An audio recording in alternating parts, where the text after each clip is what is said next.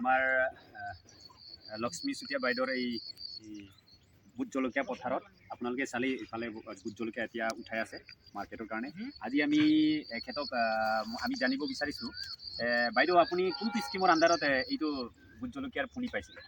মই এইটো দেখিছে CSS আত্মা ধেমাজি আমাৰ চিচিগড় গাঁও অন্তৰ্গত ব্লকৰ সেনেকৈ যোগেদি এই পেগু ছাৰৰ যোগেদি মই এই স্কিমটো পাবলৈ সক্ষম হৈছোঁ। আৰু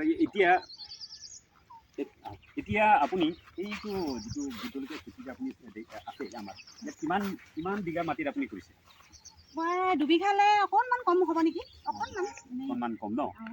এনেই কিমান পুলি ইয়াত ৰোৱা হৈছে এনেই মিনিমাম মেক্সিমাম? ইয়াতে হিচাপ কৰিবলৈ গ'লে 3000 অলপ ওপৰত হ'ব পুলি। 3000 পুলি হ'ব ন? ভাল প্ৰডাকশ্যন হৈছে ন? যথেষ্ট হৈছে, ধুনীয়া হৈছে, যথেষ্ট হৈছে। মই এনেই জনাটো মানে গছৰ যিটো পুলিৰ যিটো স্বাস্থ্যটো চাই ইমান ভাল লাগিছে। ইয়াত আপুনি মালচিং কৰিছে না? মালচিং দিছোঁ, হয়। আচ্ছা, মালচিং কৰিছে। মালচিংটো সেই অফিচৰ পৰাই তেওঁ এনেকৈ দিছিলে অকণমান। আমি আহোঁ ইফালে এই চাইডে ইফালে য'ত পকিয়ে এতিয়া একদম ইমান ধুনীয়া পকা জলকীয়া ভাল লাগিছে, চাইজবিলাক ভাল লাগিছে, একদম ধুনীয়া। এতিয়া আহক, একদম এতিয়া মাৰ্কেটলৈকে লৈ যাবৰ কাৰণে মানুহ লগাইছে। দেখুৱাইতো আমাৰ কেমেৰামেন মিষ্টাৰ চুতীয়া অলপমান দেখুৱাই দিয়ক। এই পকা জলকীয়াবিলাক ইমান ধুনীয়া লাগিছে আৰু চাইজটো চাই মই সন্তুষ্ট হৈছোঁ।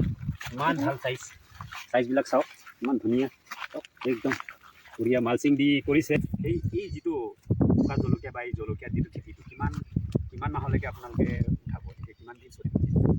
এতিয়াতো এতিয়া বহাগ মাহ হৈ আছে বৰ্তমান, জেঠৰ মাহটোলৈকে আৰু ধুনীয়াকৈ বিকিব পাৰিম।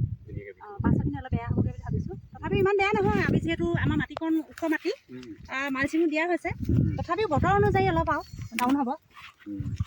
ধুনীয়া লাগিছে, মানে চাইজটো ভাল, মাৰ্কেট চাইজ হ'ল আৰু ইমান ধুনীয়া লাগিছে যেন মানে আজি বাইদেউৰ বাগানত আহি ইমান ভাল লাগিছে।